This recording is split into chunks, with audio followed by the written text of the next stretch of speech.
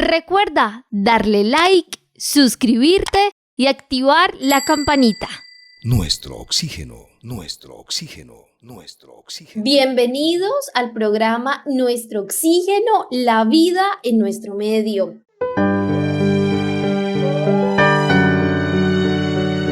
Hoy vamos a hablar de un tema súper importante, la educación ambiental, cómo la percibimos, realmente sabemos qué es, se habla mucho de ella, pero ¿la hemos practicado? ¿A nuestros hijos se las enseñan en el colegio? ¿A nosotros nos la enseñaron? ¿Sabemos qué significa ser responsables y cuidadores de nuestro entorno?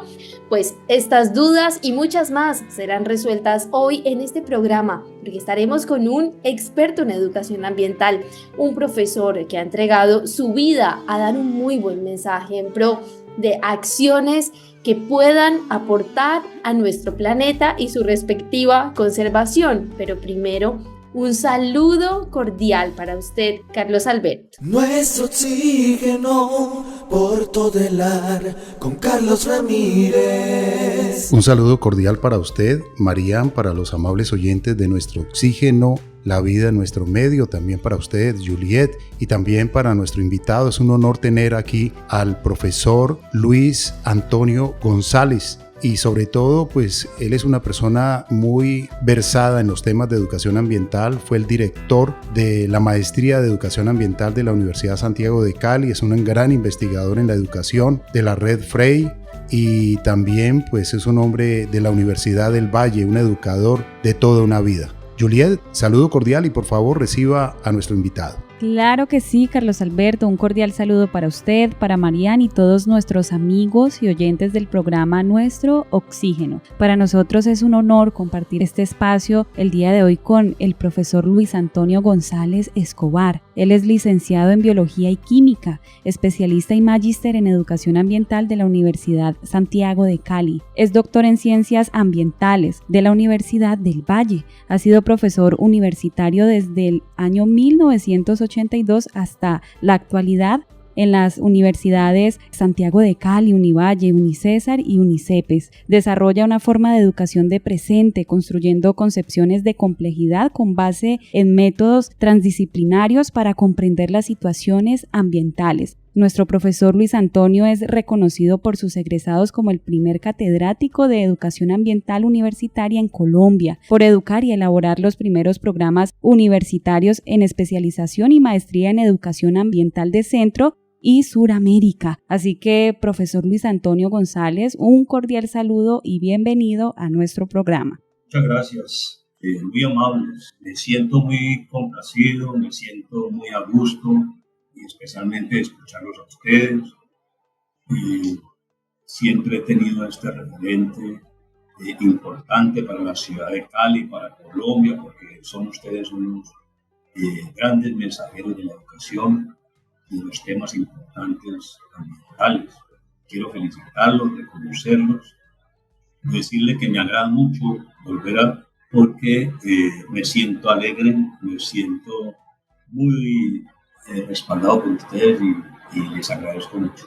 Gracias a usted por aceptar la invitación y hacer parte de este programa Nuestro Oxígeno, la vida en nuestro medio. La educación ambiental definitivamente es algo que debe estar de forma transversal en la vida de todo ser humano. No importa la profesión que se tenga, debemos ser siempre responsables con todas nuestras acciones. Si somos grandes empresarios, tener no solamente los indicadores económicos, sino también los indicadores ambientales para no ir a cometer grandes errores. De igual manera, en casa, y nosotros lo decimos mucho en este programa, que la primera escuela de todo ser humano es su casa, es su hogar. Y los primeros maestros, los padres. Allí es donde se enseñan los valores, ahí es donde se enseña el respeto, ahí es donde se enseña el amor a la naturaleza, el amor a la vida, el amor a los demás seres humanos. Profesor Luis Antonio, hablemos un poquitico de usted antes de comenzar a reflexionar sobre este gran libro que usted ha escrito y ha lanzado hace pocos días y que nos llena pues de mucha alegría que el tema de la educación ambiental, usted y todo un equipo interdisciplinario pues se hayan dedicado a este tema que es tan urgente, tan necesario, frente a todos los retos que en este momento tenemos, cambio de climas en diferentes lugares, contaminación ambiental, incendios forestales, tala indiscriminada de bosques, creo que nos falta un poco más de educación. Pero hablemos de usted, de Luis Antonio. ¿Dónde nació y en qué momento comienza a conectarse tanto con estos temas de la educación ambiental? Bueno, quiero decirles que yo nací aquí en Cali en el año de 1958. Durante, digamos, mis primeros pasos en la primaria, sobre todo cuando tuve un gran maestro, Diego Figueroa, que afortunadamente existe todavía, nos hacía querer la naturaleza, pero no solamente los animales, sino las plantas. Allí comencé a tener mi primer contacto porque aquí en la casa, sobre todo mi madre, ha tenido prioridad por las plantas. A ella siempre le han gustado las orquídeas, le han gustado los árboles. Entonces, yo creo que allí comienza, digamos, como ese interés por la naturaleza, digamos, por todo lo biofísico. Y es, digamos, esas dos grandes personas que tengo de referencia en mi historia de vida.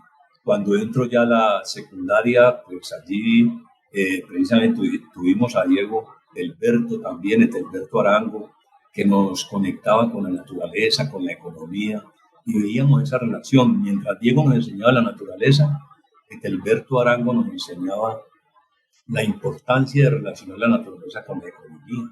Entonces, mis compañeros, mis profesores de secundaria, Horacio Benavides, uno de los mejores poetas que tenemos en Colombia, que está aquí en Cali, un caleño, que fue director también de uno de mis cursos, también a través de la poesía nos enseñaba la naturaleza, el cuidado por la naturaleza.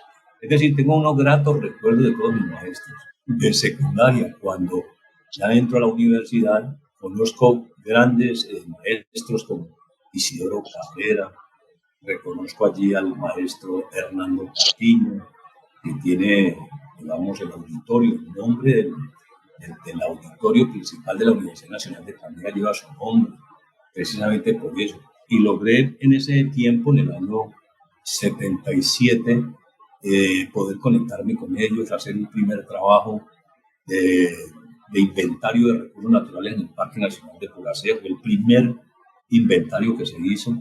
En esa época logramos, en el año 1979, en una visita que hacíamos a la Laguna del Buey, nos dimos cuenta de que allí no nacía el río Cauca. Desafortunadamente todavía en nuestros medios se difunden películas, se difunde una información de que el río Cauca nace en la Laguna del Buey. Es un error porque tuvimos la oportunidad de conocer qué río nacía en la Laguna del Buey. En la Laguna del Buey nace el río Mazamorras, que va hacia el Magdalena. Imagínense, va en una vía diferente. La Laguna del Buey no origina el río Cauca. Y eso es importante que lo corrijan hoy, se corrija hoy a través de todos estos videos que salen por el medio donde nos dicen que el río Cauca nace en la Laguna del Buey. El río Cauca nace en el filete español de la serranía de los Coconucos. Y ahí de Paletará caminé hacia ese filete un día aproximadamente para conocer dónde nacía el río Cauca. Y ese río Cauca que se forma, forman su primer valle, que es en Paletará, forma un primer pequeño valle. Allí el río Cauca pues comienza su descenso pues hacia Popayán y después hacia el Valle del Cauca. Bueno, esa es una de las experiencias bonitas que tuvimos. Incluso nos dieron un premio nacional de ecología vegetal gracias a un equipo que el profesor Isidoro Cabrera y Fernando Patiño pues lograron integrar. Y qué hermoso haber armado un equipo de profesionales, entre ellos el director, bueno, no el director ahora, pero fue el director de investigaciones, Álvaro del Campo Parra, que organizó su grupo. Y bueno, él era el director precisamente del centro donde estábamos en investigación y se obtuvo ese premio de ecología vegetal con este primer inventario de recursos naturales del Parque Nacional de Puracé. Bueno, y así comenzamos y luego tuve pues la fortuna de trabajar con el maestro Hernando Patiño y entender lo que significaba la educación. Ahí comencé a profundizar qué es eso de educar, porque la educación es saber conjugar el verbo educar. Entonces, afortunadamente tuve a maestros que me orientaban a entender qué significa la educación, entre ellos la decana de educación de su época, Emma Vergara, que afortunadamente todavía está con nosotros, una gran maestra, y que nos pudo, digamos, dar esos primeros pilares para entender lo que significa la educación como la acción de ese efecto que es el educar, pero hay que entender qué es el educar. El educar no solamente es transmitir, o sea, la educación expresa ese verbo, o sea, la acción del verbo educar, pero la pregunta es, ¿qué es educar? Y resulta que cuando uno profundiza qué significa educar, entonces la cosa uno ve que ya es diferente. Entonces se da cuenta uno que muchas universidades no educan. Y la misión más importante de la universidad es educar. Esa es la misión más que la misma investigación. Es saber educar. O sea, ¿qué le reclamamos hoy a la educación? A la educación hoy le reclamamos la necesidad de conocimiento, que eso siempre se ha dado. Pero hay una necesidad de práctica que también se ha dado. Pero hay algo que no se da en las universidades, que no se da en la mayoría de las instituciones educativas. Estoy hablando de la mayoría de las instituciones educativas colombianas, suramericanas, centroamericanas, americanas, que no se da. ¿Qué es lo que nos falta?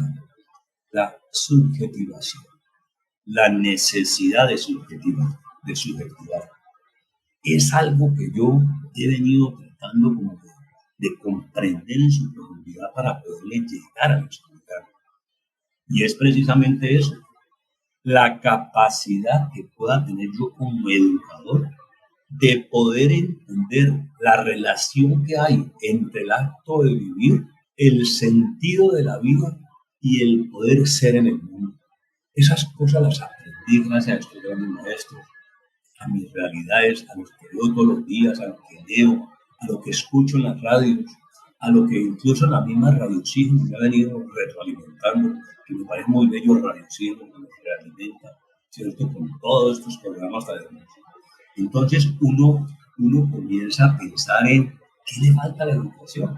Y me he encontrado que el problema de la educación es eso, les falta subjetivación, les falta profundizar eso, les falta dar sentido a la vida. No es solamente el acto de vivir, o sea, no es solamente ser biólogo por ser biólogo, o ser entomólogo por cuidar los insectos, o enamorarse de los insectos nomás, no. ¿Qué representa eso en el sentido de la vida? ¿Y qué significa eso en eso del ser en el mundo? ¿Qué es lo que se necesita hoy? ¿Qué es lo que se reclama de todo lo que tú me has dicho? Que la tala de la vegetación, que la deforestación, que todos los problemas de minería ilegal. Eso es lo que le falta a la educación. Es que la educación es un instrumento que se manipula desde los gobiernos. Pero si nosotros analizamos los planes que tienen las instituciones educativas y que tiene el gobierno a través de sus políticas educativas y sus estrategias, les falta sentido de vida, les falta poner a la gente en el mundo. Eso es supremamente importante y eso no lo digo yo, eso lo digo los grandes pensadores filósofos pasados. No estoy hablando solamente de los de pedagogía, de educación, estoy hablando de grandes pensadores filósofos que nos llegaron a profundizar y que hoy grandes pensadores como por ejemplo Rousseau, Castoriadis, Turein, Lipovetsky, Hugo Semmelmann, que es uno de los libros que yo más leo, el libro que más me gusta, los libros de Bauman, que son muy importantes, y esos son sociólogos, y hay que estudiarlos y hay que leerlos para entender lo que significa la educación. Teodoro Adorno, por ejemplo, o Martin Heidegger. Bueno, El niño terrible en este momento que me gusta leerlo porque habla mucho de la humanización, lo que le falta a la educación, humanización. El niño terrible de Europa, Zizek, hay que, porque nos invita a la necesidad que tenemos de humanizar la educación, de humanizar los proyectos, de humanizar la economía, de humanizarnos para no vivir lo que estamos experimentando en este momento en el mundo con las guerras y con todos los problemas que tenemos, o con los problemas que se están generando en el país a través de todas estas quemas, a través de todos estos problemas que hay, de, por ejemplo, incendios forestales. porque es un problema, digamos, que está allá, en lo que nos falta, en ese sentido de la vida, en ese sentido de ser en el mundo y en ese sentido de humanizarnos. La educación ambiental debe estar dirigida a todas las generaciones. Construyamos un proceso continuo y permanente en todas las modalidades educativas. La responsabilidad ambiental, eso es lo bueno de nuestro oxígeno. Profesor Luis Antonio, cuando hablamos de educar, definitivamente educar es una tarea muy, pero muy noble y también desafiante. Enseñar a otros es una forma de compartir conocimientos y experiencias y puede ser muy, pero muy gratificante. Realizar la acción de educar se dice que es infundir sabiduría, lo cual consiste en saber usar bien también nuestros conocimientos y nuestras habilidades, y que la única manera de enseñar es con el buen ejemplo. Y esto lo decimos pues para los niños quienes están despertando al conocimiento del mundo que les rodea, el mundo natural. Pues yo pienso que hay que educarlos en casa para evitar luego que el adulto cometa grandes imprudencias y se incendie un gran bosque porque no sepa el valor que hay en un ecosistema. Un ejemplo. Marian, definitivamente seguir educando por lo ambiental es urgente y es necesario en toda nuestra sociedad humana. Así es, Carlos Alberto. Profesor Luis González, usted es un educador de toda la vida. ¿Por qué es tan necesaria la educación ambiental, promoverla? Hoy nos enfrentamos a incendios voraces, cambios de clima, fenómenos. Entonces necesitamos más que nunca estar conectados precisamente con el entorno, con acciones que estén coordinadas de alguna manera para que todos podamos aportar y hacer más llevadera las situaciones que hoy ocurren. ¿Cuál es su perspectiva, por ejemplo, frente a este tema de los incendios y cuál sería ese mensaje para la comunidad, tanto para la que vive cerca de la parte alta como para la que está en plena ciudad? Es una opinión, muy bien, es una opinión de acuerdo a mi experiencia como educador, de acuerdo a mi experiencia de lo que entiendo de la realidad. Entonces, no es fácil responder esa pregunta, pero sí quiero hacer relevante lo siguiente. Lo primero, la primera escuela es la casa. Eso sí, no tiene discusión. Aquí nacen nuestros principios, nuestros fundamentos. El libro, por eso, se llama Fundamentos en Educación Ambiental. Pero resulta que la palabra fundamentos genera un giro muy poderoso en términos éticos, políticos, de comportamiento, de responsabilidades, de derechos, de deberes. Entonces, aquí es clave e importante entender cómo es que se construyen los fundamentos. Entonces, si en una casa no hay unos fundamentos, unos principios que puedan orientar a ese joven hacia el sentido de la vida, es muy difícil. Lo mismo a una sociedad que no le da los fundamentos para que la gente tenga ese sentido de vida y ser en el mundo, es imposible orientar. Vamos a seguir en lo mismo de lo mismo, o sea, estamos en el acto de vivir no más. Entonces, ¿qué pasa? Que si en una sociedad no fortalecemos todos los patrones, es que la educación aparece, digamos, en el seno de la sociedad a través de una serie de dimensiones, a través de una serie de discursos, a través de una serie de prácticas, a través de una serie, digamos, de formas, ¿cierto? Bien, le voy a contar para que entendamos el problema de los incendios. Porque esto es una pregunta difícil. Ustedes le hacen a uno unas preguntas muy difíciles, parecen fáciles de contestar, pero les cuento. Miren, para entender lo de los incendios forestales, necesitamos saber en qué condiciones estamos en este momento en la ciudad, en qué condiciones estamos en el país, ¿sí? Entonces me voy a explicar en ese sentido. ¿Cuáles son los valores que tenemos nosotros con respecto al ambiente? Digamos, ¿cuál es la legitimación que se hace en este momento en Cali de los asentamientos? Miremos, ¿cuál es la legitimación de los saberes que tiene que estar difundiéndose en la comunidad, por ejemplo? ¿Cuáles son los signos representativos en la ciudad? ¿Cuáles son, digamos, sus actos simbólicos más importantes? Miremos, entonces, lo más importante, ¿cómo se relacionan los grupos humanos en la ciudad? Yo les pregunto, bueno, Eso es un acto político y social. Entonces, si en Cali hay un vacío cívico, es porque ese régimen de legitimación tiene ese vacío. Entonces, lo mismo le pasa a la educación ambiental. ¿Qué es lo que está pasando en la ciudad? Que hay un vacío enorme en términos cívicos, morales, éticos, relacionados con, digamos, con ese régimen que acabo de nombrar.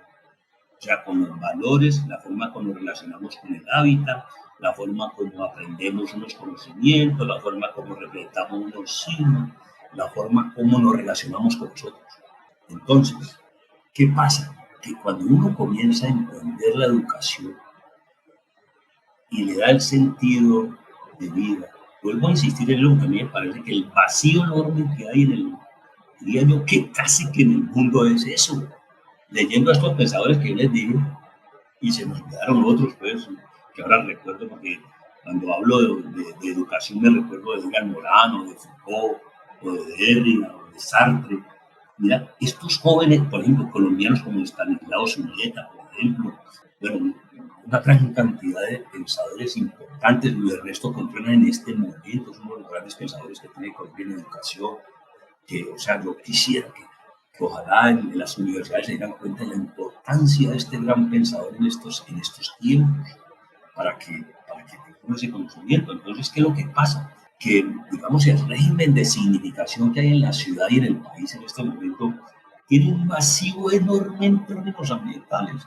Yo escucho a veces a la ministra del Ambiente, escucho a los ministros, por ejemplo, ayer escuchaba a un exministro, caramba, yo decía, pero ¿cómo es posible un hombre tan preparado no entienda lo que significa el sentido de la vida y el ser en el mundo?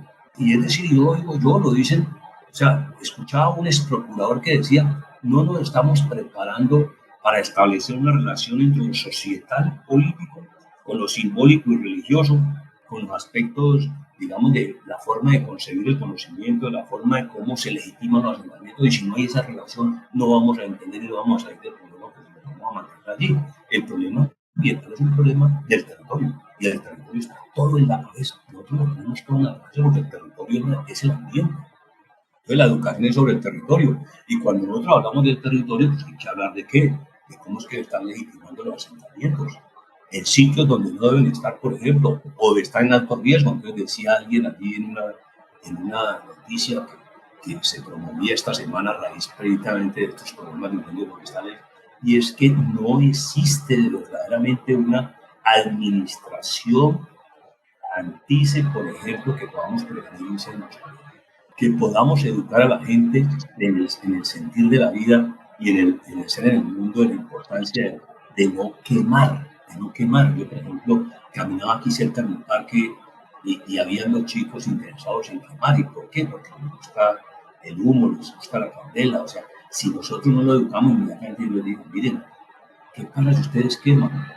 Pues miren, ¿qué les pasa? Sale un humo, ¿cierto? Ese humo lleva particulado y como eso explica, y lleva una biosina, y esa biosina es la segunda molécula potente, la segunda molécula más potente que hay, que nos afecta, digamos, todos nuestros pulmones.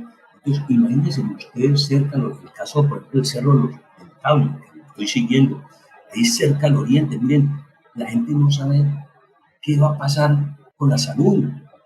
¿Por qué? Porque no vemos cómo respiramos la biosina, todos estos compuestos secundarios que se forman después de que se producen las quemas, todo ese particulado que nos tragamos. Es decir, es increíble. O sea, yo estuve en una operación de una persona altamente contaminada por particulado. El particulado más la nicotina, más una cantidad de tierra en el pulmón, rompe los alveolos. Estuve viendo cómo es que ocurre la contaminación en el pulmón y yo me quedaba sorprendido de ver cómo después de estos grandes incendios, todo ese particulado y toda esa mala calidad de aire, ¿cierto?, afecta a los pulmones y los rompe los tejidos cuando forma, digamos, granos pegados al pulmón. Eso rompe el pulmón, y yo me quedaba sorprendido de esas manos tan bellas, dedos humanos corrigiendo el pulmón, cerrando el pulmón con un hilo especial, cerrándolo, y le echaban agua para ver si no salía más aire de allí. Imagínense esa persona contaminada sus pulmones, que a veces como que no sentimos qué es lo que significa y qué es lo significante de un incendio forestal. Entonces yo digo, no se preparan, si la gente no entiende, no le da sentido a la vida y no le da ser, digamos, la importancia de ser en el mundo, nosotros no vamos a poder solucionar todos estos problemas. Cali necesita una buena unidad de riesgos que planifique para la prevención de los incendios. Ya sabemos dónde está el problema, pero resulta que el problema no es solamente decir, bueno, ¿cómo se financia? ¿Cómo se están financiando los recursos? ¿Se están repartiendo todos para consultorías? Pues eso todo el mundo lo sabe ya, porque los medios lo difunden. ¿Qué es lo que pasa con estas entidades responsables del ambiente? Uno se queda sorprendido de que miles de millones de pesos se invierten en proyectos de educación ambiental y uno no sabe dónde están los resultados. Profesor Luis González, qué importante esto que usted nos está mencionando y también este llamado a la responsabilidad, no solamente de la sociedad civil, sino también de las instituciones. Vamos a continuar reflexionando después de una breve pausa con el profesor Luis González y ya regresamos, porque hoy nuestro tema es la educación ambiental, cómo impacta esto nuestras vidas y la importancia de su difusión. Ya regresamos.